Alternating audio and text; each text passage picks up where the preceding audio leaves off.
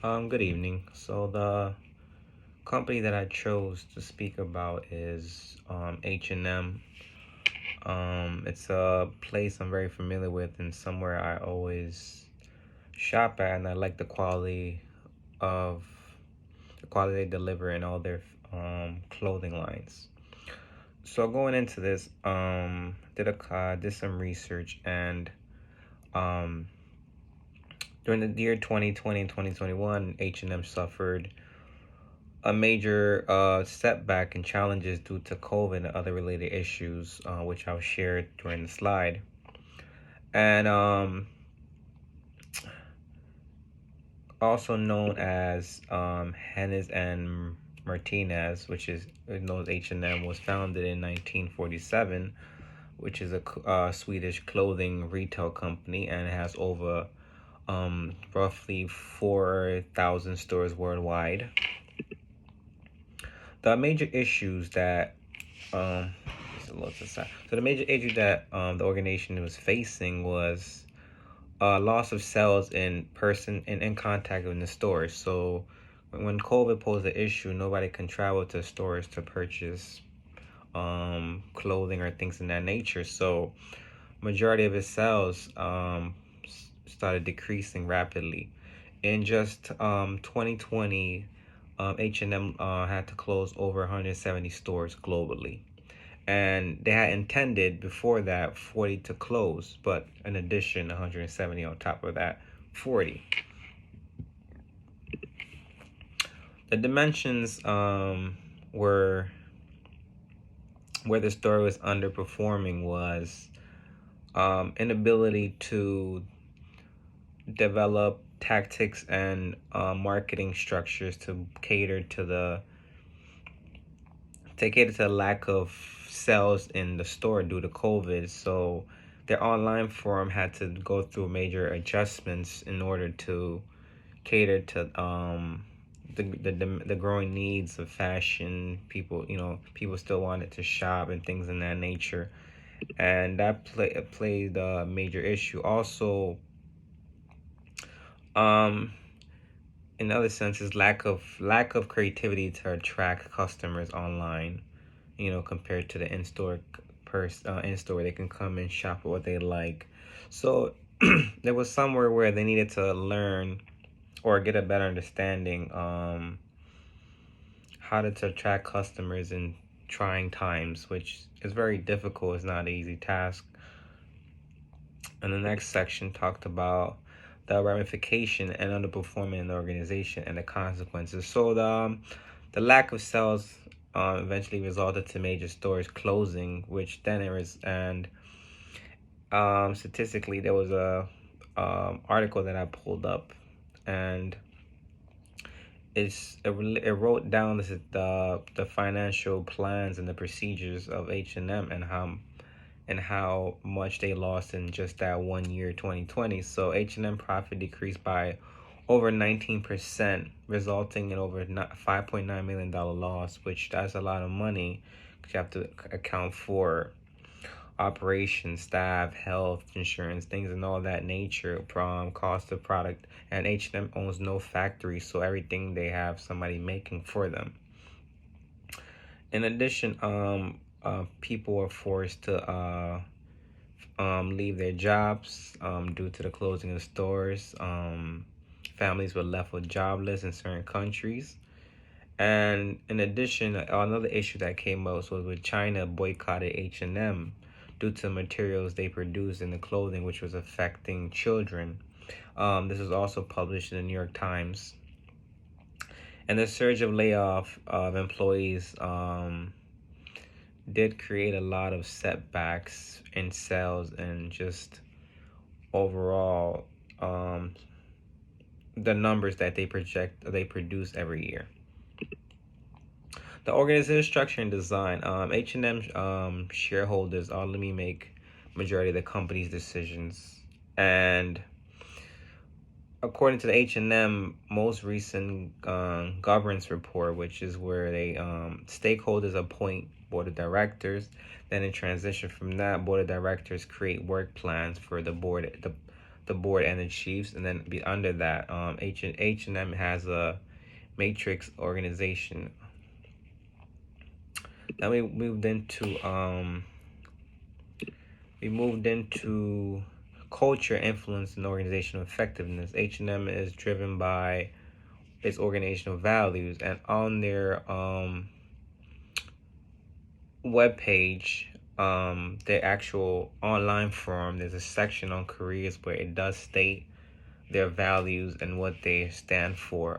Which one of the thing was simplicity, commercial mindset, cost consciousness, entrepreneurism, consistent improvements. That's one of the things that they strive, and that's one of their that's one of their values that they had on there.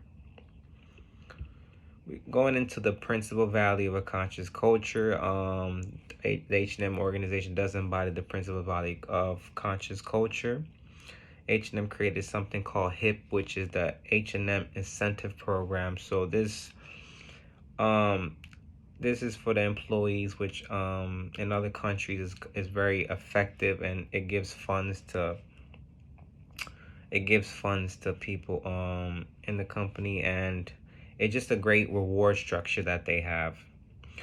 And then in H&M, one of the main thing is everyone is made to feel part of the company's success.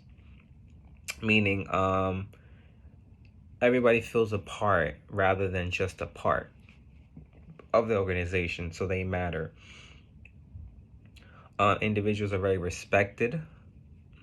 The wages are very fair, and an opportunity for growth and development is very evident.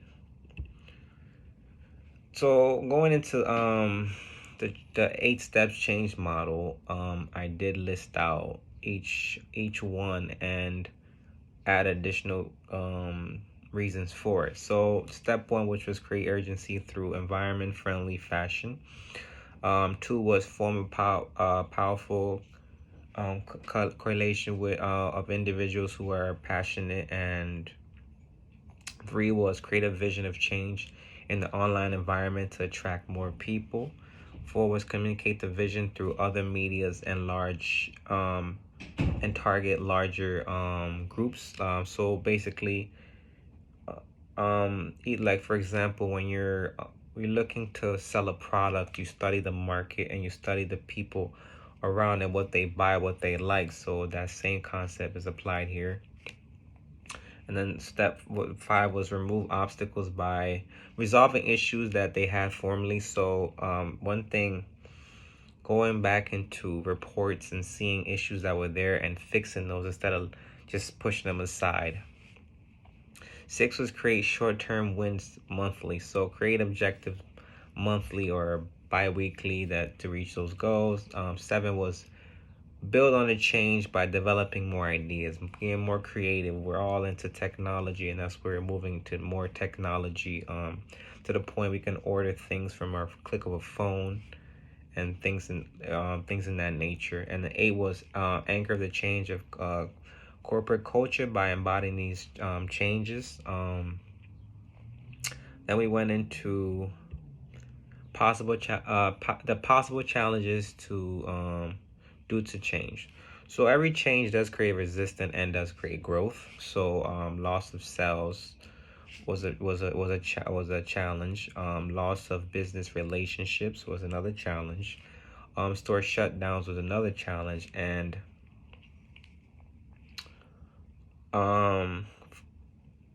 operational costs due to lack of sales. The other section was managing plans for challenges. So establish a research department which stays on task with the changing times and is better able to better able to assess the risks and come up with new creative ideas in case things do happen. The next part was developing troubleshooting. Developing like a department that focuses on troubleshooting and those things that arise, that is a team just delegated to that section.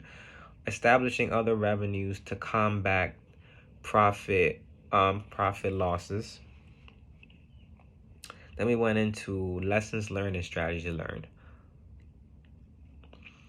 The things that I learned was the values embodied in conscious capitalism, environments where is to also create environments where each individual is recognized, even if it's an admin role or it's just an entry level position. Um, Also, the other one's teams designed to handle changes and train staff on new developments as new ideas come. Because in organization, is different ages, and some people are tech savvy and some people are not. But having that balance and that training environment to train both is such a great thing. Using the 8 steps of change model too, and that's one of the things that I learned about the that I would love to some strategies that I learned and things I would love to learn more about and implement. So overall, H&M has some trying times, but it has definitely started to develop and recuperate from the losses. Due to the opening of the economy and people can go out now, but better said, the online stores are creating more revenue than before, which is a great thing. Thank you.